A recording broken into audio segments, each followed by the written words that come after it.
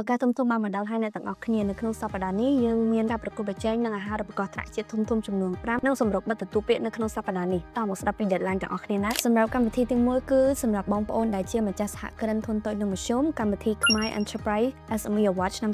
2026គឺចិត្តបិទទទួលពាក្យហើយគឺនៅថ្ងៃទី14ខែកក្កដាខាងមុខនេះអ្នកទាំងអស់គ្នាគួរតែចូលរួមដើម្បីពង្រីក network ឲ្យក្លាយទៅជាសមាជិករបស់ KE និងមានឱកាសឈ្នះប្រាក់រង្វាន់រហូតដល់160លានរៀលតាមផ្នែកនីមួយៗផងដែរសម្រាប់កម្មវិធីទី2គឺល្អបំផុតសម្រាប់បងប្អូនដែលជាស្ថាបនិកធុរកិច្ចថ្មីកម្មវិធី Khmer Enterprise Startup Award ឆ្នាំ2026ក៏នឹងចិត្តបិទទទួលពាក្យដែរគឺនៅថ្ងៃទី15ខែកក្កដាខាងមុខនេះអ្នកទាំងអស់គ្នានឹងមានឱកាសទទួលបានការបណ្ដុះបណ្ដាលការពង្រីកខ្លួនចូលទីផ្សារនិងឈ្នះប្រាក់រង្វាន់រហូតដល់120លានរៀលថែមទៀតផងសម្រាប់កម្មវិធីទី3គឺជាកម្មវិធីពង្រឹងអាជីវកម្ម Reverse Innovation Cohort 6ក៏នឹងបិទទទួលពាក្យឆាប់ៗនេះដែរគឺនៅថ្ងៃទី15ខែកក្កដាដូចគ្នាធុរកិច្ចថ្មីដែលត្រូវបានជ្រើសរើសនឹងទទួលបានទុនវិនិយោគ Equity Free Investment ហើយក៏មាន access ទៅកាន់ Working Space AWS Credit រហូតដល់$5000និងការគាំទ្រពីដៃគូពាក់ព័ន្ធនានានៅក្នុងផ្នែកបច្ចេកវិទ្យាដូចជា CamDX, CamDigiKey និង Startup Cambodia ជាដើមបន្តទៅកម្មវិធីបន្ទាប់គឺសម្រាប់បងប្អូនដែលមានអាយុចាប់ពី12ឆ្នាំរហូតដល់15ឆ្នាំកម្មវិធី KidCaton ឆ្នាំ